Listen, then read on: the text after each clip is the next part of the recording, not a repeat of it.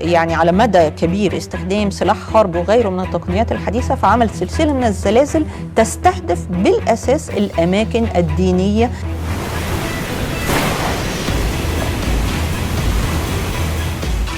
هل في الولايات المتحدة ستكون قادرة في عام 2025 على التحكم في الطقس في أي مكان بالعالم، وذلك عن طريق تكنولوجيا عسكرية غير نووية؟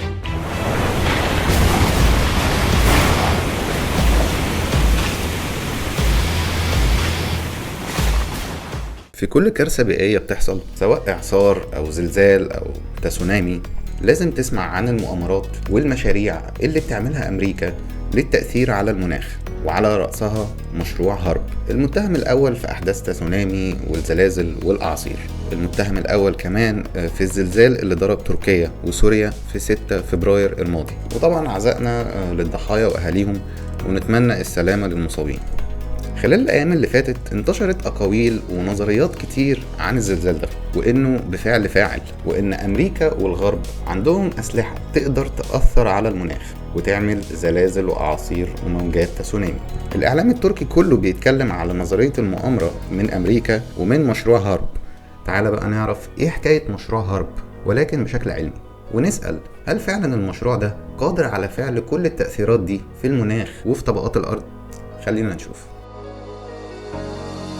مشروع هارب هو اختصار لجملة High Frequency Active Auroral Research Program، برنامج الشفق النشط عالي التردد. مشروع هارب ببساطة هو مشروع معمول لدراسة طبقات الأيونوسفير عن طريق إرسال موجات راديوية بترددات معينة لطبقات الجو العليا، يقدر من خلالها يعمل تأثير عن طريق تفاعل كيميائي معين يحدث تغيرات في طبقات الأيونوسفير. طبقة الأيونوسفير هي إحدى طبقات الغلاف الجوي المتأينة، ومكونة من 3 طبقات. طبقة الأيونوسفير هي طبقة موصلة للموجات الكهرومغناطيسية بتاعة الراديو والبث الإذاعي والرادار. كل إشارات الراديو والرادار بتنتقل من خلال هذه الطبقة من الغلاف الجوي، فإذا أنا قدرت إني أتحكم فيها، يبقى أنا قدرت أسيطر وأتحكم على كل الإشارات الرادارية اللي بتمر من خلال المنطقة أو النطاق اللي بحدث فيه التأثير. مشروع هارب بتموله القوات البحرية والجوية الأمريكية ووكالة البحوث داربا، معمول على نطاق 100,000 متر مربع، يعني حوالي 24 فدان. بيحتوي على شبكة مكونة من 180 أنتن بترسل في مجملها 3.6 ميجا واط من الطاقة لطبقات الأيونوسفير بنطاق ترددي مقداره من 2 ل 10 ميجا هرتز. بيغطي مساحة من السماء من 60 إلى 100 كيلومتر على ارتفاع 300 كيلومتر. مشروع هارب مشروع للدراسة فقط. مهم جدا ان احنا نفهم ان المشروع هو مشروع تجريبي على نطاق محدود وليس مشروع تنفيذي. طيب خلينا نشوف القصة بتبدأ منين. القصة بتبدأ من عند الباحث والمخترع برنارد إسلوند، عمل في هيئة الطاقة الذرية الأمريكية في الستينات وسبعينات القرن الماضي. من إسهاماته إنه ابتكر طرق لإعادة تدوير النفايات النووية تقدر تحولها لعناصر قابلة لإعادة الاستخدام، وهو صاحب فكرة تركيز حزم راديوية عالية الطاقة إلى طبقات الأيونوسفير. يعني هو مخترع مشروع هارب والأجهزة بتاعته، وحصل على براءة الاختراع الأمريكية سنة 1987 عن هذه الأبحاث. إسلوند قدم أطروحات مثيرة جدا للجدل وشيقة جدا عن إمكانيات هذا المشروع وما يمكن فعله. هو كمان اللي أشار إلى إمكانية استخدام المشروع ده في أغراض عسكرية، ويمكن ده اللي أثار اللغط وحفز الخيال عند الناس اللي بتصدق في نظريات المؤامرة، إنهم ينسبوا أساطير حول المشروع وحول إمكانياته الخرافية في تدمير الدول والسيطرة على المناخ. إسلوند قال إنه بإمكان المشروع تعطيل الاتصالات بتاعة الأقمار الصناعية والطيارات والصواريخ والغواصات. الموضوع ده كان شاغل بال العسكريين في الوقت ده. أمريكا وروسيا عملت تجارب على تفجير قنابل نووية في طبقات الجو بهدف خلق موجات تعمل نفس التأثير على الموجات الراديوية.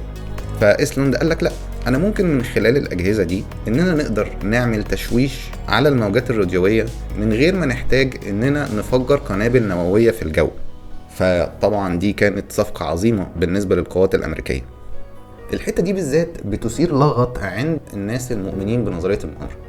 لأنهم فاهمين إن سلاح حرب هو أقوى من الأسلحة النووية، وإنه له نفس التأثير التدميري بتاع الأسلحة النووية. طبعا كل ده كلام مش صحيح. قال كمان إن المشروع قادر على التأثير على مزاج البشر من خلال استخدام موجات اسمها ELF، وهي موجات في نطاق ترددي من 3 إلى 12 هرتز، وده نطاق مشابه لنطاق ترددات دماغ البشر، فتقدر تتحكم في انفعالاتهم. وده طبعا له تأثير ضار على مزاج الناس وعلى قدرتهم على العمل. كمان إسلوند طرح بعض الخصائص المفيدة للمناخ وللبيئة، مثل تعديل الطقس، يقدر يأثر على أنماط الرياح في الغلاف الجوي وتأثير مسار الأعاصير والأمطار. يقدر كمان يعدل على التركيب الجزيئي للغلاف الجوي، مثلا زيادة مستويات الأوزون لسد ثقب الأوزون، وكمان تفكيك المركبات الكيميائية الضارة المنبعثة من الأرض إلى الغلاف الجوي، مثل ثاني أكسيد الكربون وأول أكسيد الكربون. طبعا بسبب هذه القدرات الهائلة تحمست القوات الجوية والأمريكية وقررت إنها تتبنى المشروع وتعمل مشروع هارب لدراسة التأثيرات على طبقات الأيونوسفير، ودراسة ما إذا كان فعلا هذا الاختراع قادر على فعل هذه الأشياء ولا لأ. التويست هنا فين بقى، واللي الناس مش فاهماه، إنه في فرق كبير جدا ما بين المشروع اللي طرحه إسلوند وما بين مشروع هارب. انت عشان تقدر تصنع التأثيرات دي كلها في طبقات الجو محتاج ترسل 100 جيجا وات من الموجات الراديوية. احنا بقى بنرسل كام من هارب؟ 3.6 ميجا وات زي ما قلنا في اول الحلقة. يعني انت عايز 27,000 ضعف انتاجية هارب علشان تطلع الحجم ده من الموجات. احنا قلنا ان هارب فيه 180 انتنة على مساحة 100,000 متر مربع اللي هي 28 فدان. انت بقى هنا محتاج 5 مليون انتنة على مساحة تقريبا 1700 كيلو متر مربع، يعني مساحة ضعف مساحة البحرين 2.5 مرات. طيب محتاج قد ايه من الطاقة؟ اكبر مفاعل نووي لتوليد الطاقة في العالم موجود في روسيا، بينتج 5.8 جيجا وات. انت بقى عايز 18 مفاعل زي مفاعل روسيا اللي هو الاكبر في العالم ده علشان تنتج 100 جيجا وات. الرقم ده يعادل 9% من إجمالي إنتاج الولايات المتحدة الأمريكية اللي بتقدر ب1100 جيجا وات. التأثير البيئي للموجات اللي بيرسلها هارب هو ضعيف جدا. في اعتقاد كده إنه بيرسل موجات زي الميكروويف بتعمل تسخين لطبقات الجو العليا، وهو فعلا حاجة شبه كده، لكن الطاقة اللي بيرسلها المشروع ما تعملش التأثير ده أصلا. هارب بيشتغل على تردد من 2 ل 10 ميجا هرتز، أقل 2000 مرة من ترددات الميكروويف اللي عندك في البيت اللي هو بيبقى 2.45 جيجا هرتز. كمان 3.6 ميجا وات عبال ما توصل لطبقات الأيونوسفير وتتوزع على مساحة 100 كيلو متر بتكون قوتها 36 ملي وات لكل متر مربع. الملي وات ده جزء من الألف من الوات، يعني 36 جزء من الألف من الوات لكل متر مربع في السماء. وعلشان نفهم أكتر مدى ضعف هذا التأثير، الطاقة المنبعثة من سطوع الشمس الساقطة على المتر مربع الواحد في السماء هي 1367 واط، يعني حوالي 37,000 مرة أقوى من الطاقة اللي بيرسلها هارب اللي هي 36 ملي واط لكل متر مربع. المفروض بقى ان 36 ملي دول هما اللي عاملين القلق ده كله في العالم وبيعملوا كل الكوارث البيئية دي. والحقيقة ان الامر اشبه بانك تصب براد شاي في المحيط الهادي.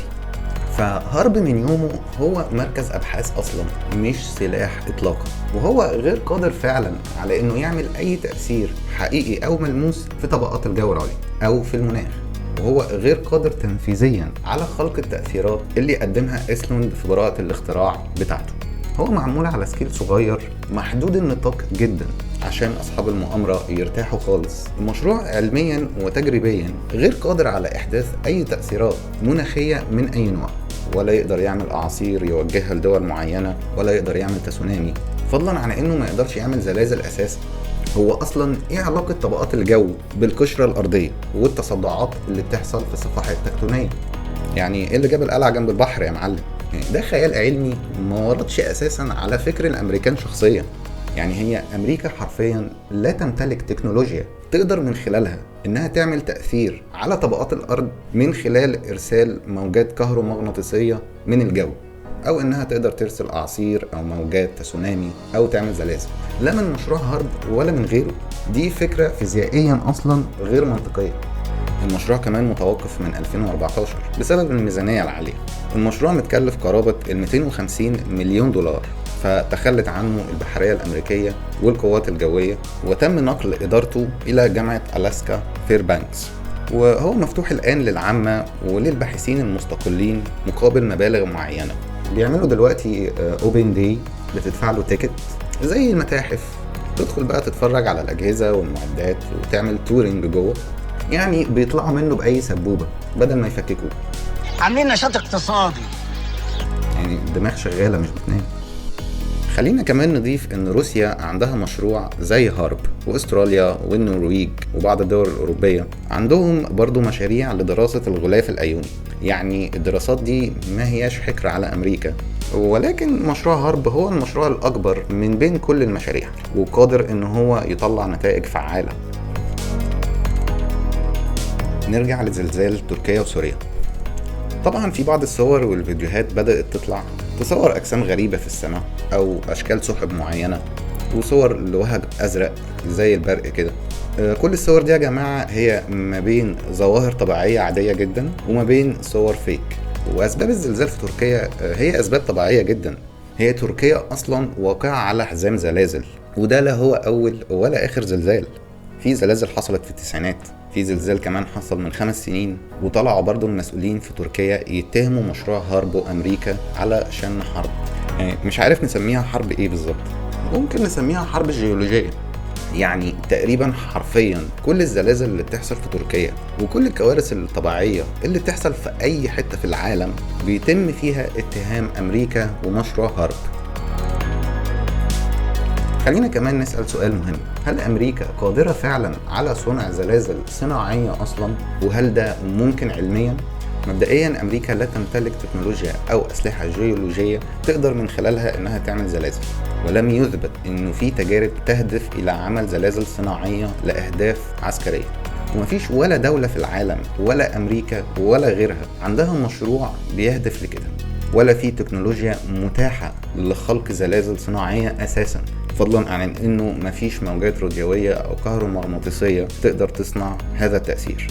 وبعدين امريكا لو عندها القوة الهائلة دي في التحكم في المناخ وفي الزلازل، ما كانوا نفعوا نفسهم يا معلم. ده عندهم كل سنة عصير وزلازل بتشيل مدن كاملة من على الارض. ده غير ان هم لو كان عندهم القدرة دي على التأثير على المناخ ما كانوا قدروا يحلوا مشكلة الاحتباس الحراري بسهولة جدا. طيب السؤال التاني: هل علميا ممكن ان احنا نقدر نعمل زلازل صناعية؟ هو علميا ممكن فعلا ان تحصل زلازل صناعية. ده ممكن يحصل مثلا من تفجير منطقة معينة فتسمع معايا زلازل في منطقة تانية. ممكن مثلا تجربة نووية تؤدي الى زلازل. وحتى الزلازل اللي بتحصل عرضا من خلال بعض التجارب النووية او التفجيرات هي زلازل محدودة النطاق جدا وضعيفة. يعني ما تعملش ابدا زلزال بقوة الزلزال اللي ضرب تركيا وسوريا. حرفيا هم ما يقدروش اصلا يعملوا كده حتى لو هم عايزين. يا جماعة الزلازل حدث طبيعي بيحصل في كل بقاع الأرض. هو في دول حظها سيء إنها بتمر بحزام زلازل. هل تم استخدام هالسلاح في بعض المناطق وانت كخبير استراتيجي؟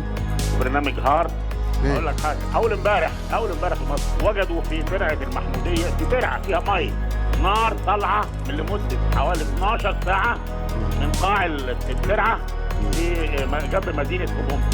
بقى امريكا هترسل اشعاعات من سلاح هارب عشان تولع عندنا في ترعه المحموديه؟ يعني دي من اكتر التعليقات العبثيه اللي انا سمعتها في الموضوع ده الحقيقه.